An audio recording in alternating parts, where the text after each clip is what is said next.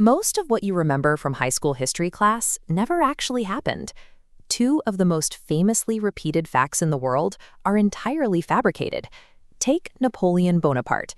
The image of the famously short, angry dictator was actually a piece of wartime propaganda, drawn by British cartoonists specifically to diminish him. This chart shows the root of the myth, a math error. Napoleon was 5'7", which was above average for a Frenchman then, but his height was recorded in French inches. Because French inches were longer, British historians converting the number came up with 5'2". Or consider the Great Wall of China. You've likely heard it is the only human structure visible from space. The wall spans over 13,000 miles, but the walkways are only 15 to 30 feet wide. The legend itself comes from a novelty book published nearly 40 years before any human had ever left the atmosphere. NASA and Chinese astronaut Yang Liwei have confirmed you cannot see it. From low Earth orbit, a 15-foot width vanishes to the naked eye. You would have an easier time spotting a major highway. These aren't malicious lies. We repeat them because they are neat. Human beings actively prefer a clean, entertaining story over a messy, mundane reality. This preference for neatness alters how we perceive time itself.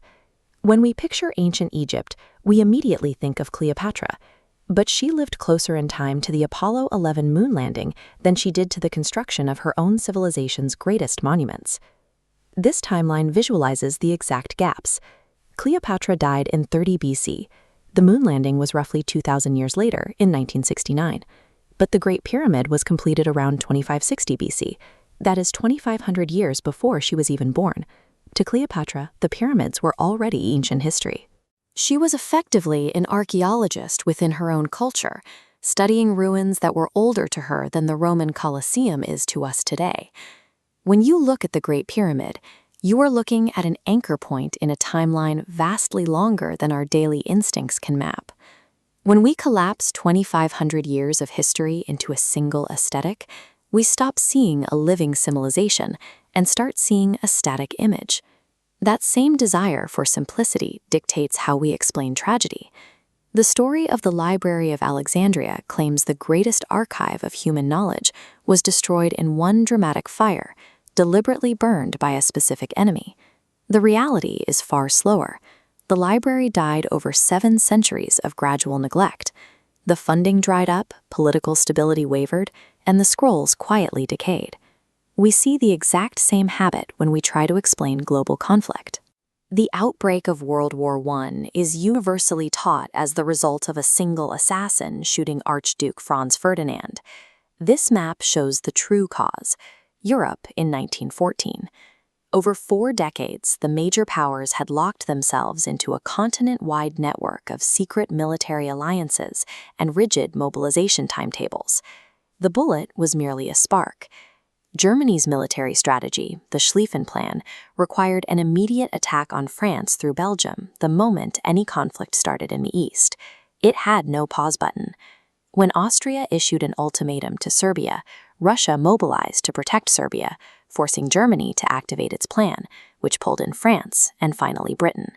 Historians estimate that if Franz Ferdinand had survived his trip to Sarajevo, the rigid mechanics of these treaties would have started the war within 2 to 5 years anyway, triggered by something else. Fixating on a single villain provides a clear target for blame. But the reality of 1914 suggests that catastrophe doesn't require a monster, only a complex system with no ability to de-escalate.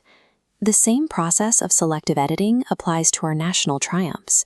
The Apollo 11 moon landing stands as the ultimate symbol of American heroism, yet the policy that made it possible was entirely classified. After World War II, the United States executed Operation Paperclip, secretly importing over 1,600 German scientists to ensure the Soviet Union didn't get them first. The architect of this program was Wernher von Braun.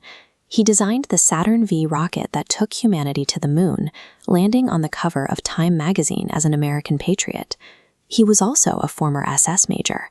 Before Apollo, von Braun used concentration camp slave labor to build V-2 rockets that killed thousands of civilians in London. The US government actively scrubbed these Nazi records from the public eye.